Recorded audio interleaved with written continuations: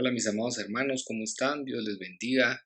Un gusto estar compartiendo con ustedes este tiempo aquí en este espacio que hemos creado, que compartimos una vez al mes, que se llama Networking con Dios, donde pues el Señor nos pone en el corazón y nos va guiando y orientando con temas pues administrativos, financieros, todo conforme a la palabra del Señor.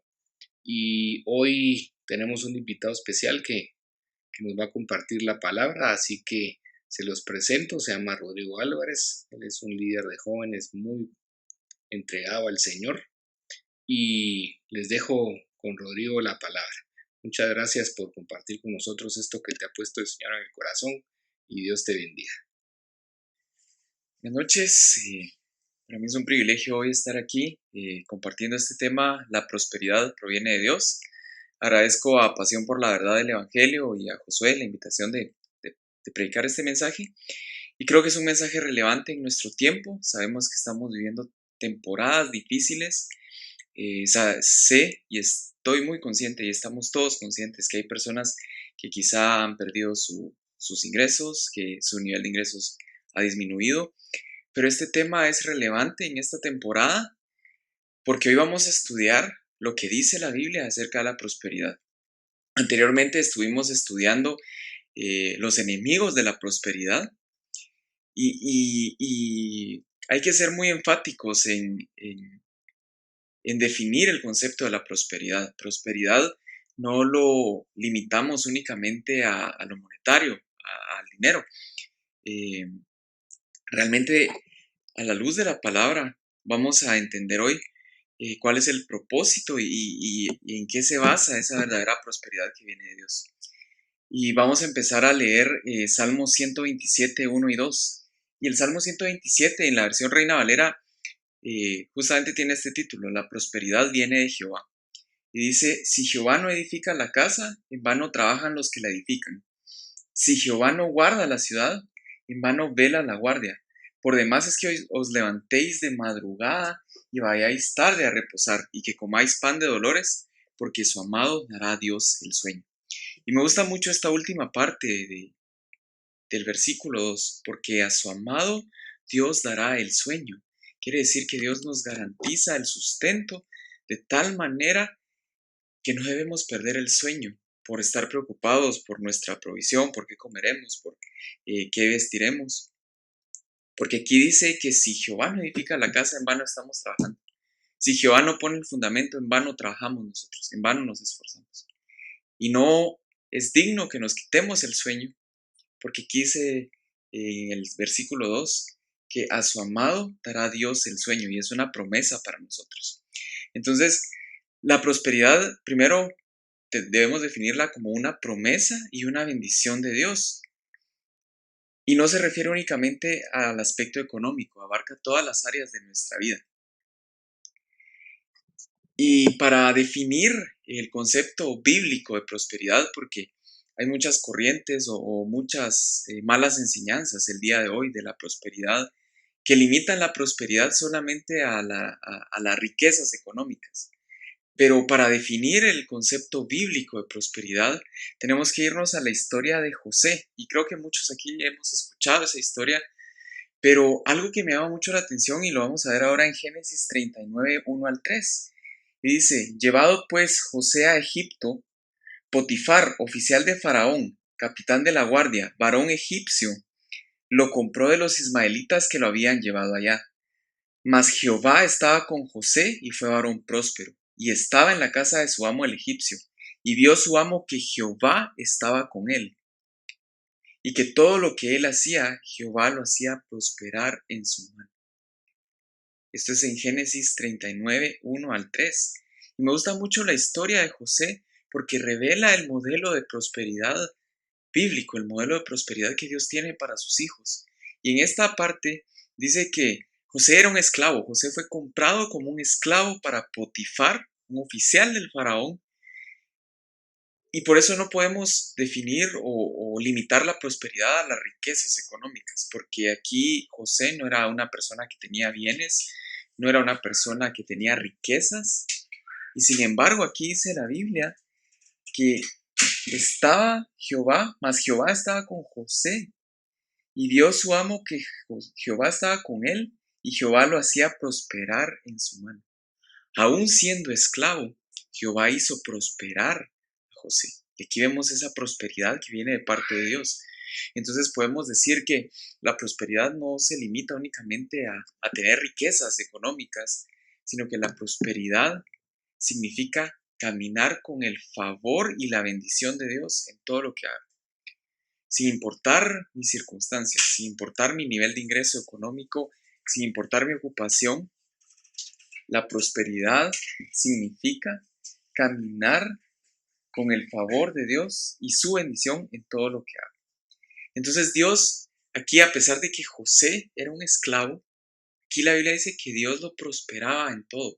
E incluso dice que la casa de Potifar fue prosperada a causa de José. Y esa es la prosperidad bíblica. Que a todo lugar a donde vayamos, el favor y la bendición de Dios estén con nosotros.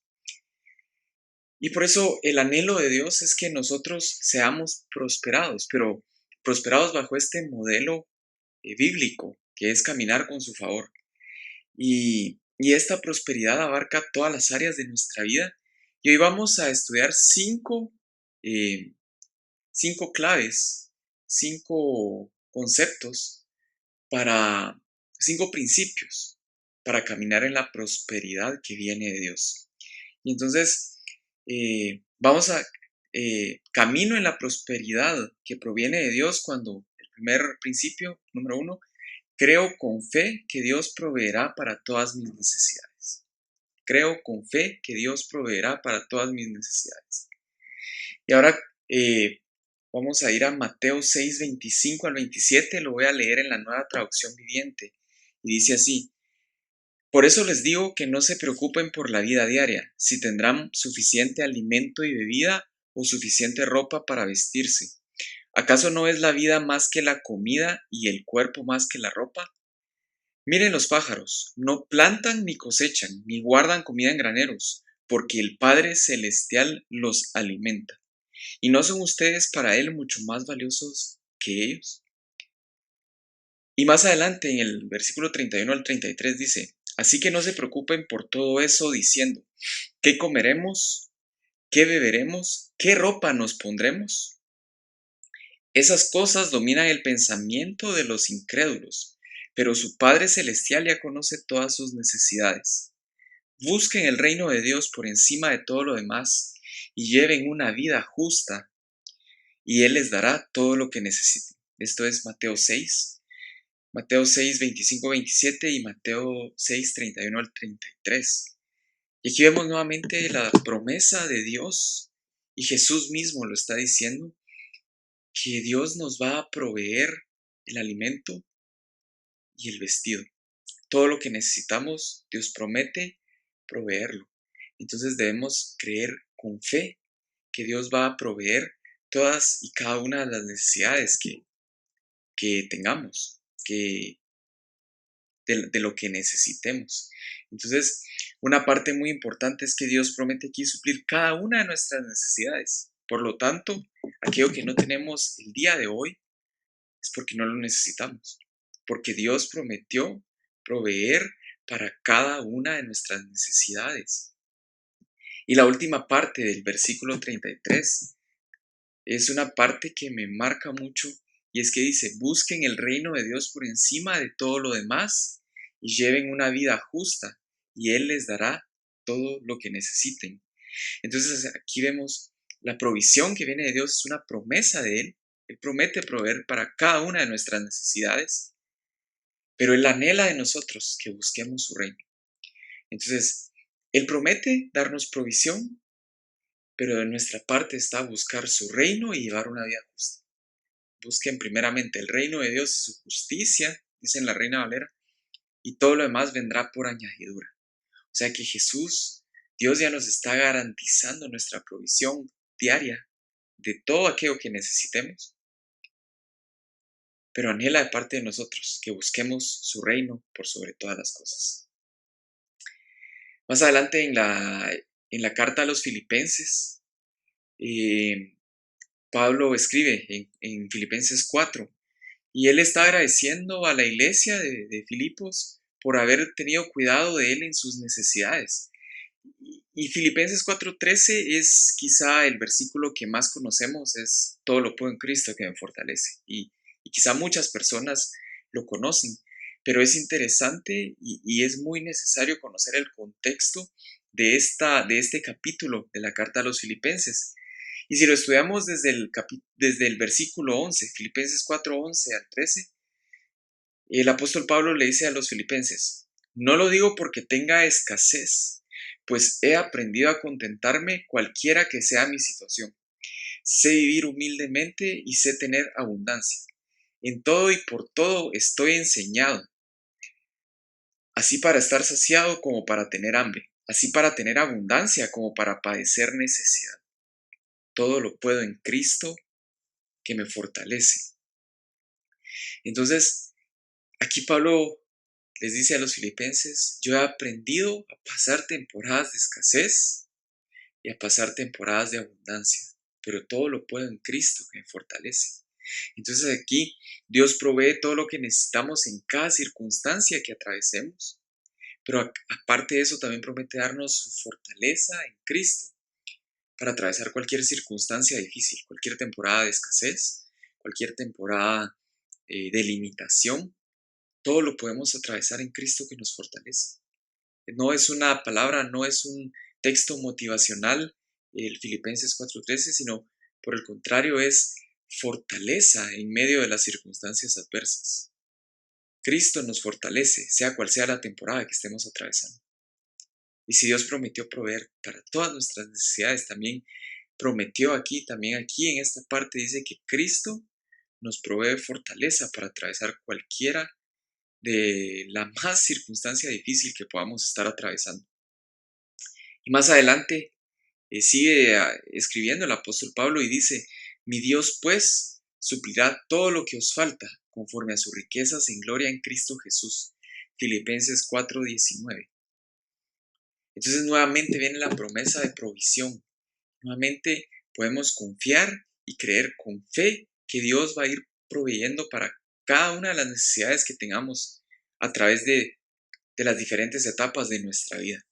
Así que Dios prometió proveer para nuestras necesidades. Nuestra parte es creer con fe que Él va a proveer, que Él va a proveer, y de nuestro lado nos toca buscar su reino y su justicia por sobre todas las cosas. Entonces este es el primer punto. Debemos creer con fe que Dios proveerá para todas nuestras necesidades. Y Romanos 8:32 dice que el que no escatimó a su propio Hijo, sino que lo entregó por todos nosotros, ¿cuánto más no habrá de darnos junto con Él todas las demás cosas? Nuevamente una promesa de parte de Dios de proveer todo lo que necesitamos en nuestra vida. Y esa es la primera parte. Debemos tener fe y creer con fe que Dios va a proveer para cada una de nuestras necesidades. Luego, para caminar en la prosperidad que viene de Dios, el punto número 2 es: trabajo con diligencia en el lugar en el que Dios me plantó para darle la gloria y la honra. Trabajo con diligencia en el lugar en el que Dios me plantó para darle la gloria y la honra. Y para ello vamos a Proverbios 22:29. Y dice: ¿has visto hombre solícito en su trabajo? Delante de los reyes estará, no estará delante de los de baja condición. Una promesa de parte de Dios para aquella persona que es solícita, que es diligente en su trabajo. Dice: delante de los reyes estará, no estará delante de los de baja condición. Proverbios 10:4 dice: los perezosos pronto se empobrecen, los que se esfuerzan en su trabajo se hacen ricos. Los que se esfuerzan en su trabajo se hacen ricos. Proverbios 10:4.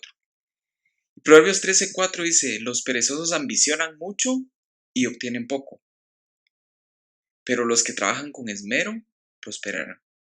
Nuevamente la prosperidad de parte de Dios haciéndose presente, y nuevamente Dios prometiendo su prosperidad para nosotros.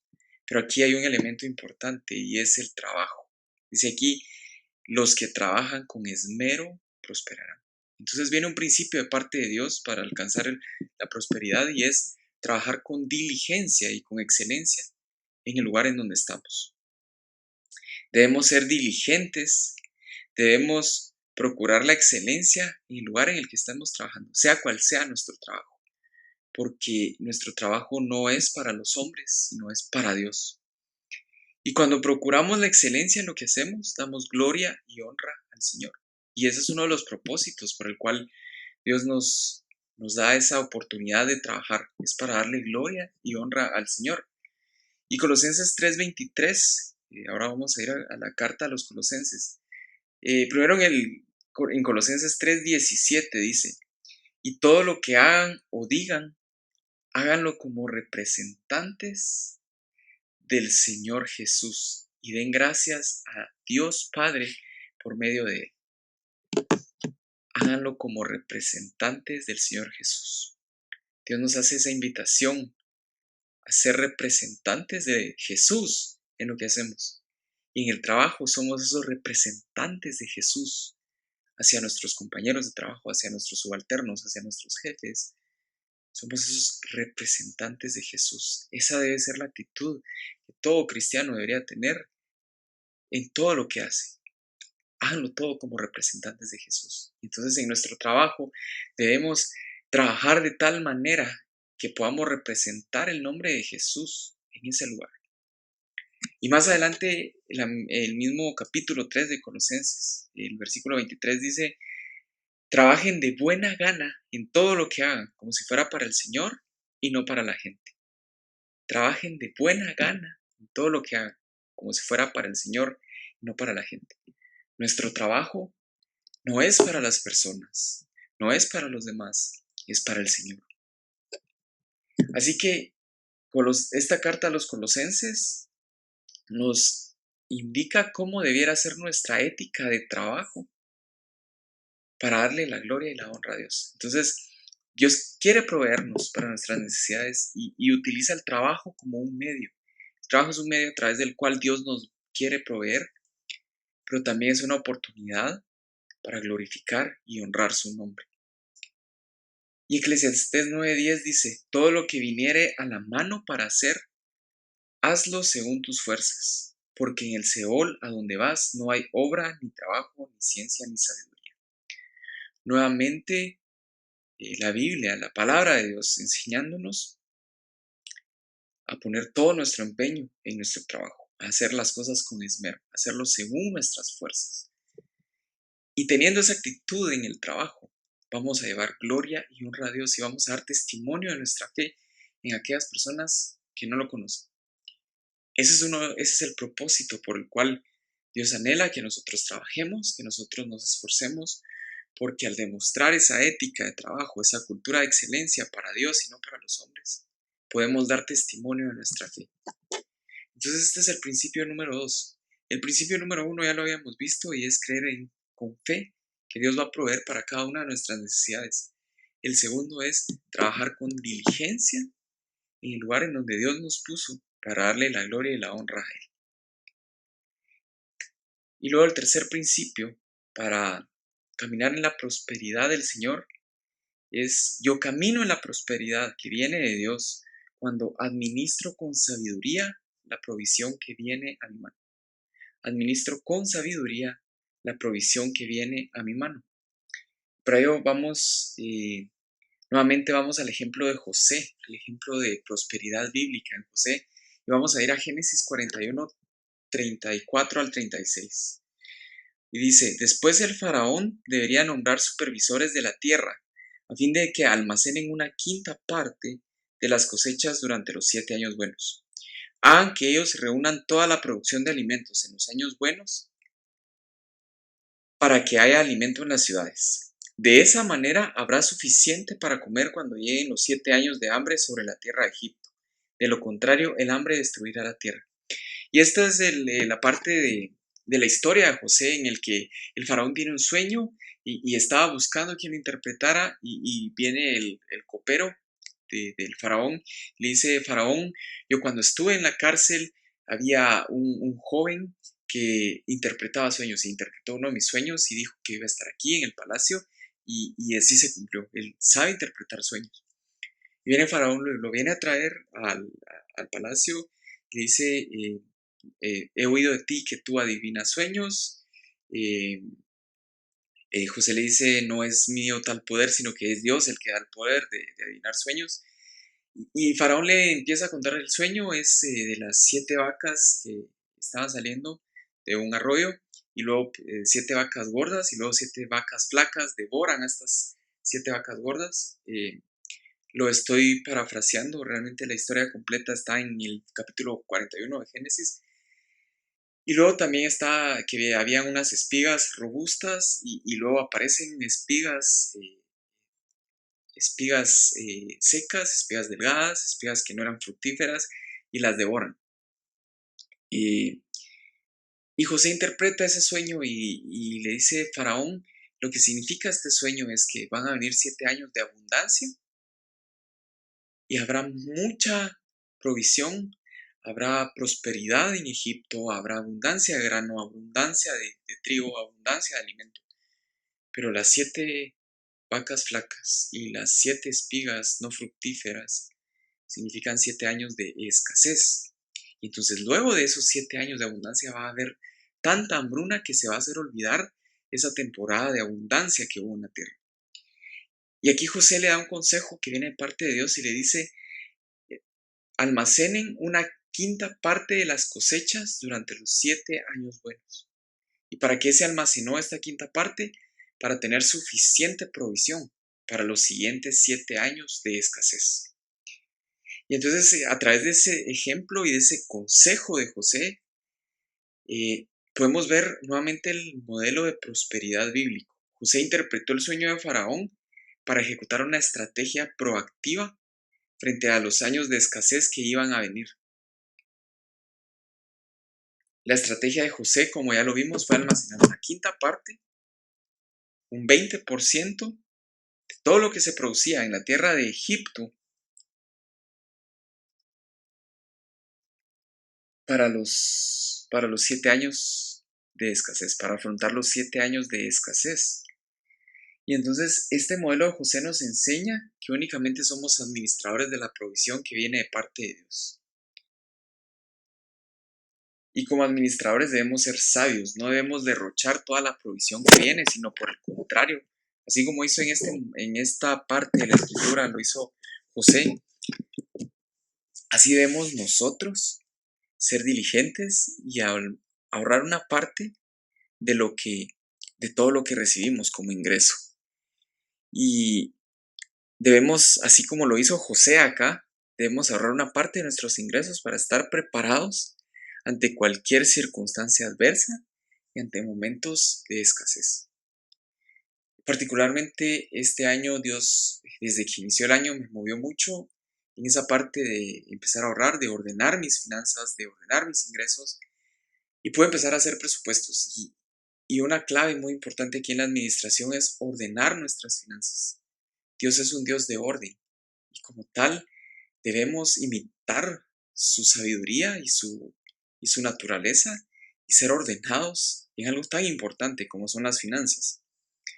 Todo lo que ordenamos, todo lo que ponemos en orden, crece. Y si queremos que nuestras finanzas y nuestra economía crezca, debemos poner orden. Y Dios me fue pues hablando de poner orden en mis finanzas. Fui poniendo orden, fui haciendo mi presupuesto, empecé a destinar una parte para ahorro. Y yo no sabía que todo eso Dios lo estaba preparando para esta temporada en la que estamos viendo hoy. Porque a partir de tener en orden mis finanzas, pude tomar mejores decisiones. Eh, Incluso en esta temporada he podido aportar a proyectos de ayuda social que están consiguiendo víveres y granos básicos para personas en situación de pobreza, en situación vulnerable. Y pude incluso pues aportar a personas que han dejado de tener ingresos. Gracias a Dios, pues he tenido la bendición de seguir trabajando, de seguir teniendo ingresos, de seguir teniendo proyectos. He tenido la bendición de seguir trabajando desde acá, desde casa, de que mi ingreso no se vea mermado. Pero el tener ese orden permitió que yo pudiera destinar una gran parte de mis ingresos para poder ayudar a personas en necesidad en este momento. Y esa es la importancia de tener en orden nuestras finanzas y de aplicar el ahorro. Y más adelante, en esta misma historia de José, del modelo de prosperidad de José, vemos que almacenaron tanto, hubo tanta abundancia en Egipto, mientras había escasez en el resto de la tierra, que les alcanzó para vender al resto de pueblos. Y esa es la importancia de ser sabios administradores, de almacenar una parte, de ahorrar una parte de nuestros ingresos. Que en momentos de escasez quizá no solo nos alcance para nosotros, sino también podamos ayudar a quien está en necesidad. Y por eso debemos ser sabios administradores. Y más adelante en Proverbios, nuevamente Proverbios nos da sabiduría y habla de la importancia del ahorro. Proverbios 13:11 dice: lo que fácilmente se gana, fácilmente se acaba. Ahorra poco a poco y un día serás rico. Esto lo dice en la traducción al lenguaje actual. Ahorra poco a poco y un día serás rico. El modelo de prosperidad bíblico es también ahorrar una parte de nuestro ingreso para de esa manera ir construyendo bienestar. Porque es cierto que el dinero no es lo más importante en la vida, pero el dinero se necesita para todo. Y por tanto, cuando tenemos liquidez, cuando tenemos solvencia económica, tenemos bienestar. Y aquí dice Proverbios: ahorra poco a poco y un día serás rico. Entonces, si somos suficientemente sabios, así como lo hizo José y como instruyó a Faraón, para ahorrar en los momentos de abundancia, podemos contar con los suficientes recursos en temporadas de escasez. No solo para nosotros, sino también para compartir con los demás. Y luego vemos aquí la historia nuevamente en los versos 56 al 57, y dice de Génesis 41. Dice: entonces, dada la gravedad del hambre en todas partes, José abrió los graneros y distribuyó grano a los egipcios, porque el hambre era intensa en toda la tierra de Egipto, y llegaba a Egipto gente de todas partes para comprarle grano a José, porque el hambre era intensa en todo el mundo. Vemos nuevamente la importancia del ahorro, y esa es la importancia de administrar con sabiduría los recursos que Dios nos da. En el punto 1 decíamos que debemos creer con fe que Dios va a proveer nuestras necesidades, y por fe vamos a recibir provisión, pero lo que recibimos por fe debemos administrarlo con sabiduría. Y ese es un secreto importante: recibir por fe, pero administrar con sabiduría. Ambas van de la mano. Y luego el siguiente punto, ya vimos que debemos creer con fe que Dios va a proveer para cada una de nuestras necesidades. Ya vimos que tenemos que trabajar con diligencia en el lugar en donde Dios nos plantó para darle gloria y honra a Él. Vimos también que debemos administrar sabiamente, con sabiduría, los recursos que vienen a nuestra mano. Y el cuarto principio es: camino en la prosperidad que viene de Dios cuando honro a Dios con mis bienes, entendiendo que todo viene de Él. Honro a Dios con mis bienes, entendiendo que todo viene de Él. Y lo puse como punto número 4, pero no quiere decir que sea menos importante que los anteriores. Debemos entender que todo lo que viene a nuestra mano viene de Él. Y en esta parte de honrar a Dios con nuestros bienes, tenemos dos principios. Tenemos el diezmo y la ofrenda. Y Malaquías 3:10 dice: traigan todos los diezmos al depósito del templo, para que haya suficiente comida en mi casa. Si lo hacen, dice el Señor de los ejércitos celestiales, les abriré las ventanas de los cielos, derramaré una bendición tan grande que no tendrán suficiente espacio para guardarla. Inténtenlo, pónganme a prueba. Malaquías 3:10. Inténtenlo, pónganme a prueba. Es una promesa de Dios que va a abundar nuestra provisión cuando nosotros lo honramos con la 10ª parte de lo que recibimos de ingreso. En esta parte hay que ser muy claros. Hay muchas personas que debaten que el diezmo ya no está vigente porque ya no estamos bajo la ley. Pero es un principio que viene de parte de Dios y es una promesa de parte de Dios. Dios promete proteger nuestra provisión. Dios promete abundar la provisión que tenemos y que esa provisión, ese 90% que nos queda a nosotros, esté con su bendición cuando le damos esa décima parte. Y algo que me llama mucho la atención estudiando este principio del diezmo es que Jacob lo hizo. Jacob prometió darle el diezmo de lo que recibía a, a Dios.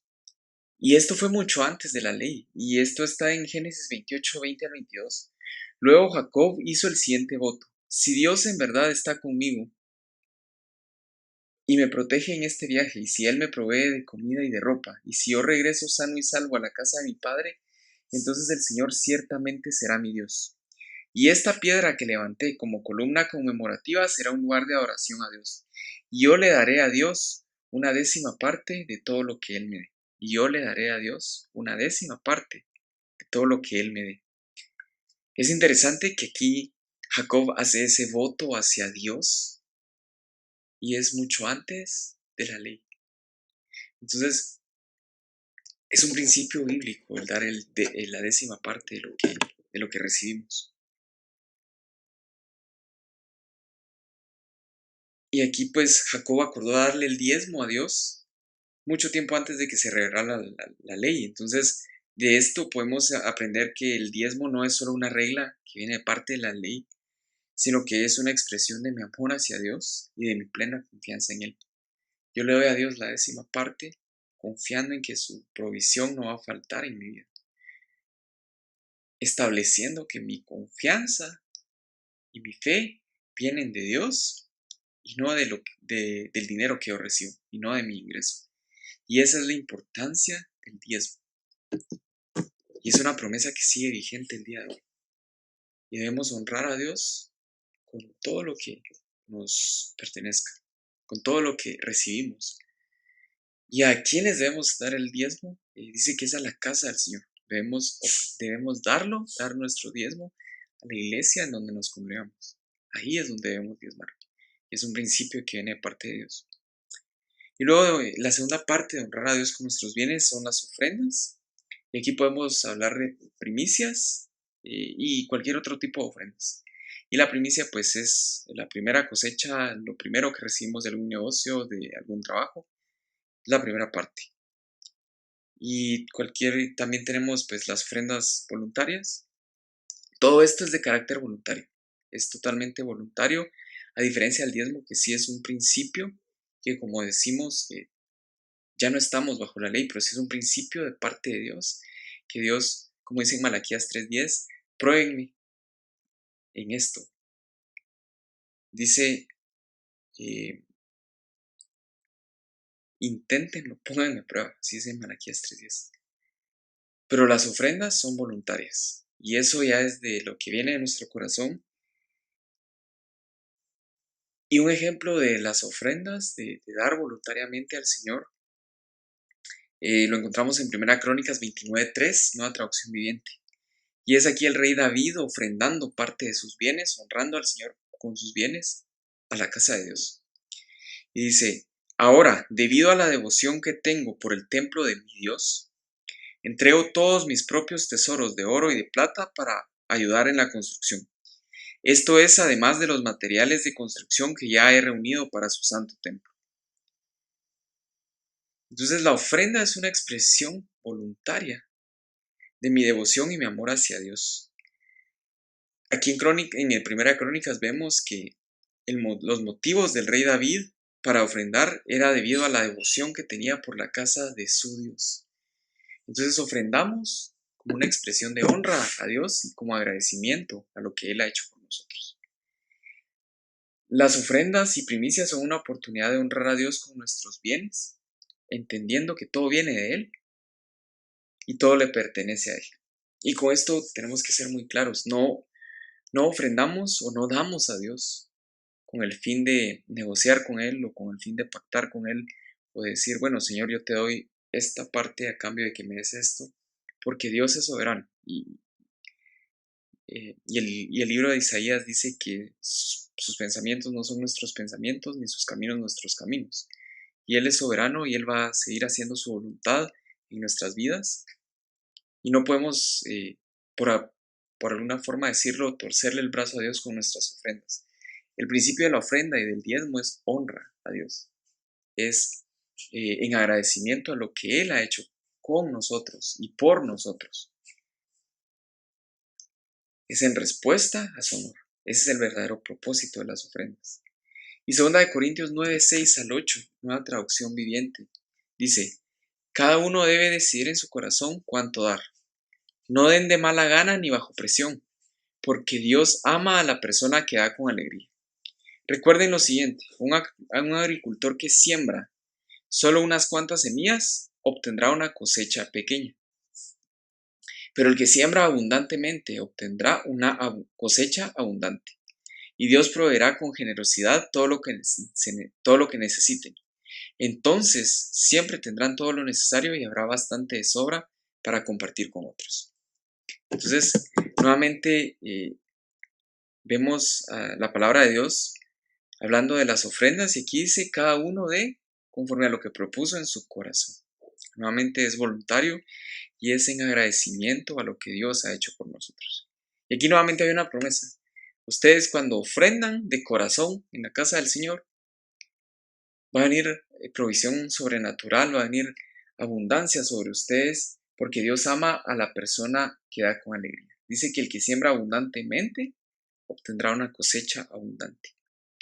Entonces, nuevamente Dios prometiendo una cosecha a raíz de lo que sembremos. Todo lo que ofrendamos en la casa del Señor, todas las siembras que hagamos, en algún momento van a tener una cosecha de parte del Señor.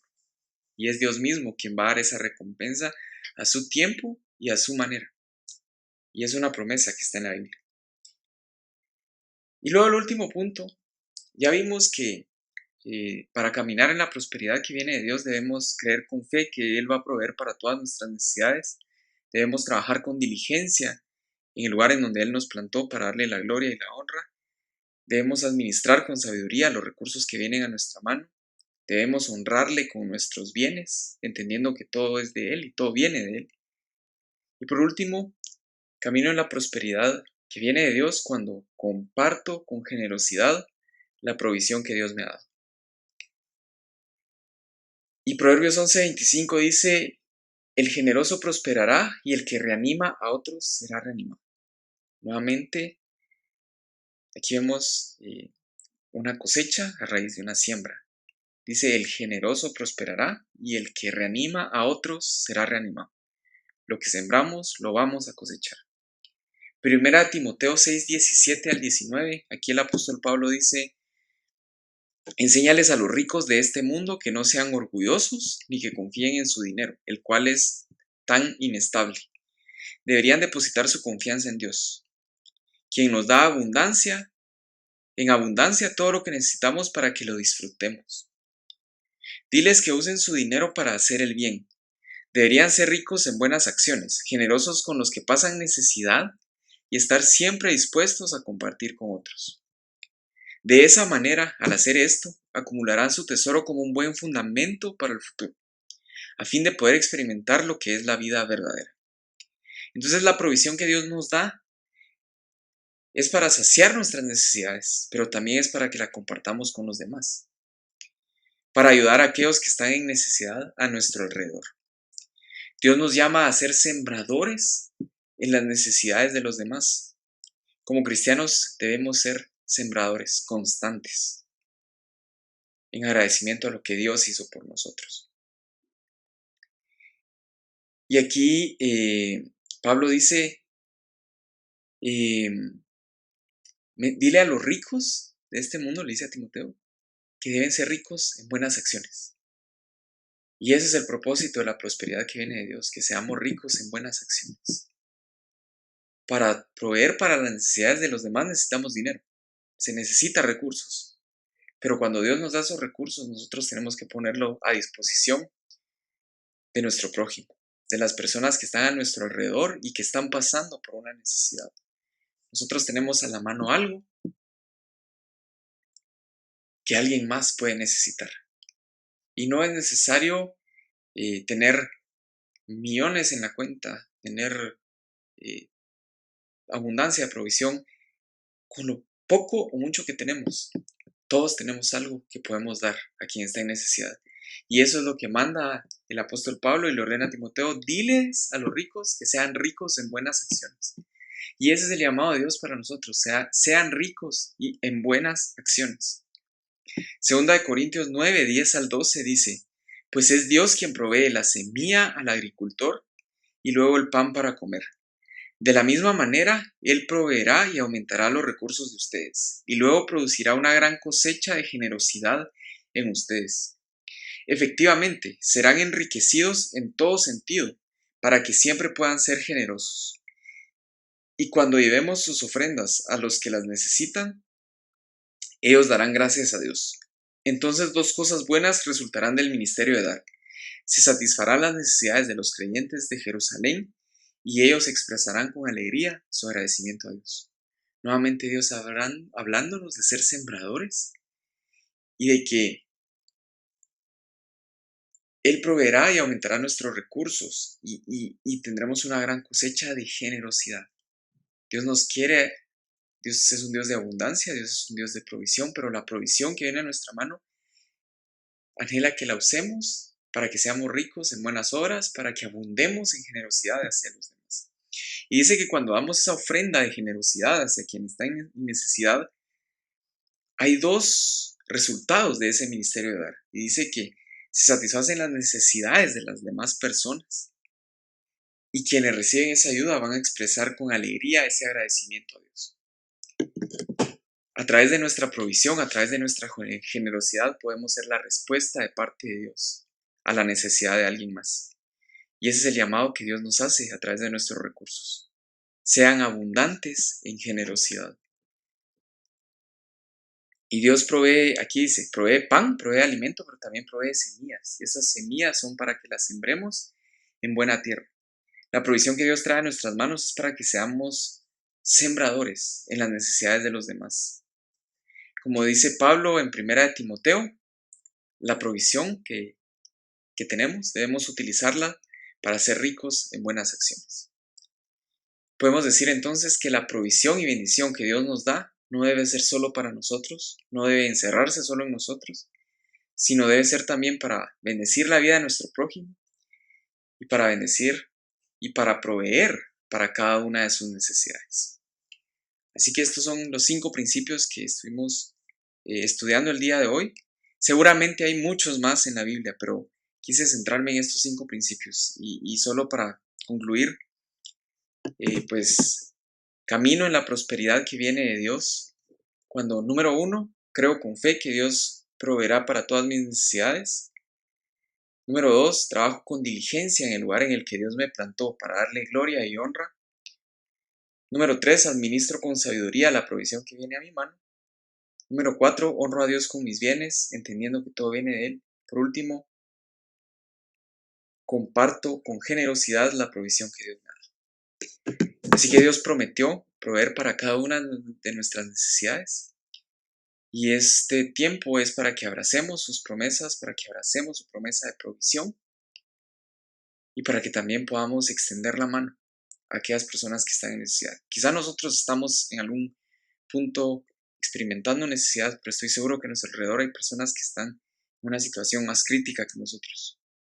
Y estamos en esa posición y ese llamado de parte de Dios de extender la mano hacia quien necesita esta ayuda. Así que muchas gracias por conectarse. Espero que este mensaje haya sido de mucha edificación y bendición para sus vidas y que podamos ponerlo por práctica y ser hacedores de su palabra. Feliz noche.